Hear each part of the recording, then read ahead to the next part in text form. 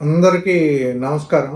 ఈరోజు కాదంబరి జిత్వాని ఒక ముంబై నటి, ఒక మోడలు. ఆ అమ్మాయి కోసం వచ్చే న్యూస్ ఈ మధ్య నెల రోజుల నుంచి కూడా ఈ న్యూస్‌లో ఉంది. ఈ న్యూస్ కోసం మనం ఒక విశ్లేషణ చేసుకుందాం అన్నమాట. ఏంటి న్యూస్ అంటే, కాదంబరి జిత్వాని అనేది అమ్మాయి మోడల్‌గా ఆల్రెడీ చేస్తుంది. సినిమాల్లో కూడా నటించింది. ముంబైలో నివాసం ఉంటుంది. అయితే తనకి విజయవాడ ఒక రాజకీయ నాయకుడు విజయవాడ నుంచి పరిచయం జరగటం, ఆ పరిచయం అలా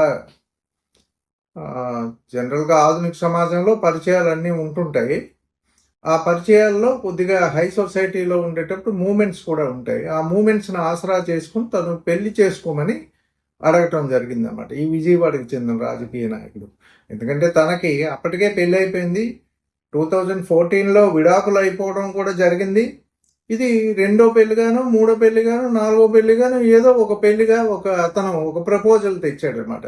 ప్రపోజల్ తెస్తే తను ఈ ముంబై నటి అమ్మాయి ఒప్పుకోలేదన్నమాట.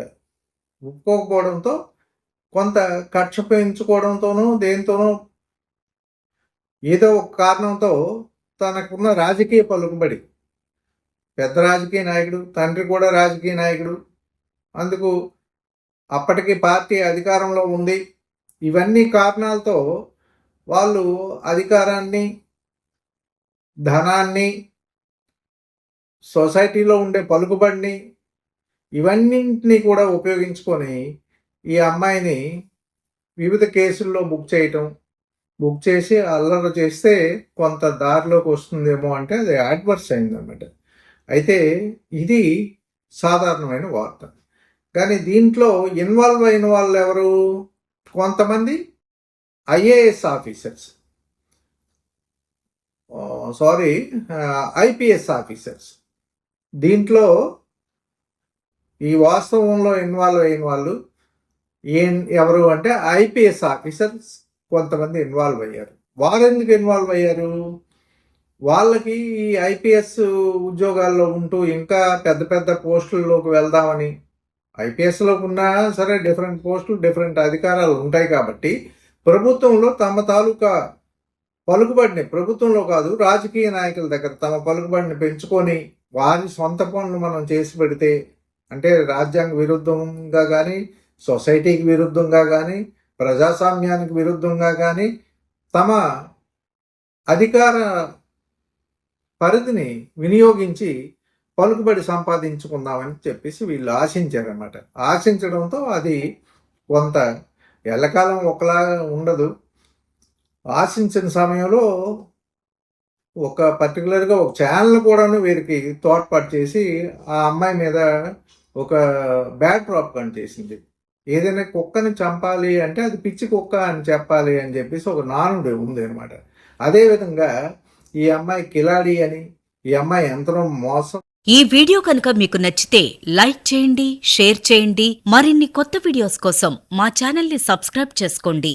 అంతేకాదండి, మీ అమూల్యమైన అభిప్రాయాన్ని కామెంట్ రూపంలో మాకు తెలియజేయండి. మోసం చేయటం జరిగిందని ఈ అమ్మాయిని ఒక్కరితోనే కాకుండా తల్లిదండ్రుల్ని, ఆ బ్రదర్ని, అతను ఎక్కడో విదేశాల్లో ఉంటున్న ఆ బ్రదర్ని కూడాను ఇబ్బంది పెట్టడానికి వీళ్ళంతా ప్లాన్ చేశారు. ఇది వార్త, ఇది ఆరోపణలు, ఇంకా ఇవి వార్త అన్నమాట. అయితే దీని వెనుకున్న ఐపీఎస్ ఆఫీసర్స్ సంగతి పరిశీలిద్దాం. ఈ ఐపీఎస్ ఆఫీసర్స్ ఎందుకంటే ఏదో కొంత ప్రయోజనం కోసం ఆశించి ఇలాంటివి చేసే పనులు అయితే ఉద్యోగాలు ఊడిపోతాయి, శిక్షలు పడిపోతాయి. అందుకు ఉద్యోగాలు ఐపీఎస్ స్థాయికి వెళ్ళారు అంటే ఎంత కష్టపడి వెళ్ళి ఉంటారు. ఆ తల్లిదండ్రుల యాంబిషన్ ఎంత దీనిగా ఉంది, వీరి తాలూకా యాంబిషన్ ఎంత దీనిగా గట్టిగా ఉంది. ఇటువంటివన్నీ కూడా జయించి వీరు ఐపీఎస్కి వెళ్ళారు అంటే సంవత్సరానికి 10 లక్షల మంది అప్లై చేస్తారు. అందులో ప్రిలిమినరీలో ఒక 5 లక్షల మంది పాస్ అవుతారు. ఈ 5 లక్షల మందిలో పోస్టులు ఎన్ని? 1000, 1100 వరకే. ఈ 5 లక్షల మందిలో 1000 నుంచి 1100, అది కూడా డిఫరెంట్ సర్వీసెస్, ఒక 20 వరకు సర్వీసులు అనమాట. సుమారుగా ఒక 20 వరకు సర్వీసులు. IAS, IPS, IRS, Indian foreign service, Indian postal service, Indian railway service, ఇలాంటివన్నీ కూడా సుమారుగా ఒక 20 సర్వీసులు అనమాట. వీళ్ళకేదో ఐఏఎస్, ఐపీఎస్ మొదటి సర్వీసులు వచ్చాయి. వస్తే వీళ్ళు అది నిల్చోబెట్టుకోకుండా ఏదో స్వార్థం కోసం సమాజానికి వ్యతిరేకంగా, రాజ్యాంగానికి వ్యతిరేకంగా, ప్రజాస్వామ్యానికి వ్యతిరేకంగా పనిచేసి వాళ్ళు ఆభాసుపాలు అవ్వటమే కాకుండా భవిష్యత్తులో శిక్షలు కూడా అనుభవిస్తారు. అలాంటి సందర్భాలు ఉన్నాయి. మనకి విశాఖపట్నం పోర్టు అధికారిగా పనిచేసిన ఒక ఆయన ఎక్కడ తండూరి పొయ్యిలో ఒక మోడల్ని తోసేసి ఢిల్లీలో ఒక కేసులో ఇరుక్కున్నారు ఐఏఎస్ ఆఫీసరు. అతను మీకు గుర్తుండే ఉంటుంది. అలాగే విజయనగరంలో అనేక మంది పోలీస్ ఆఫీసర్స్ అందరూ కూడా డాక్టర్ గుప్తా హత్య కేసులో ఇరుక్కొని, గుప్తా హత్య కేసులో వాళ్ళ స్వార్థం కోసం ఈ పోలీస్ ఆఫీసర్స్ అందరూ కూడా పనిచేస్తే అదేమైంది, డాక్టర్ గుప్తా గారు చనిపోయారు. వీళ్ళ హింసలు భరించలేక అతను చనిపోయాడు, కస్టడీ డెత్. ఆ చనిపోతే ఏమైంది, వీళ్ళందరూ శుభ్రంగా జైల్లో కూర్చున్నారు. జీవితాంతం విశాఖపట్నం సెంట్రల్ జైల్లో కూర్చొని ఓసలు లెక్క పెట్టారన్నమాట. ఇంతమంది ఆఫీసర్స్ ఒక ఉద్యోగం రావడానికి, ఒక ప్రభుత్వ ఉద్యోగం రావడానికి ఎన్ని వేల మంది, లక్షల మంది కష్టపడుతున్నారో. అటువంటి ఉద్యోగానికి వెళ్ళాక సరిగ్గా చేసుకోకపోవడం అనేది, సరిగ్గా ఉద్యోగం చేయకపోవడం అనేది, సమాజం పట్ల బాధ్యత లేకపోవడం అనేది, ఇవన్నీ కూడాను దీనికి కారణమని మనం చెప్పుకోవచ్చు అనమాట. ఇప్పుడు దానికి రాజ్యాంగాన్ని పరిరక్షించడానికి కోర్టులు ఉన్నాయి, చట్టాన్ని పరిరక్షించడానికి కోర్టులు ఉన్నాయి, అమలు చేయడానికి ఎగ్జిక్యూటివ్ ఉంది. అదే పోలీసులతో ఇప్పుడు కేసులు పెట్టి ఇప్పుడు కోర్టుల్లో తిరగటం, ఇవన్నీ ఎందుకు చెప్తున్నామంటే ఉద్యోగాలు జాగ్రత్త. ప్రజల పట్ల, సమాజం పట్ల, రాజ్యాంగం పట్ల మీరు నిబద్ధత కలిగి ఉండకపోతే ఏ ఉద్యోగికైనా సరే ఇదే గతి పడుతుంది అనేది చెప్పడం కోసం.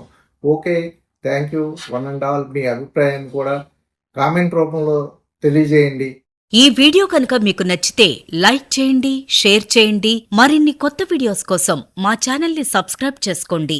అంతేకాదండి, మీ అమూల్యమైన అభిప్రాయాన్ని కామెంట్ రూపంలో మాకు తెలియజేయండి.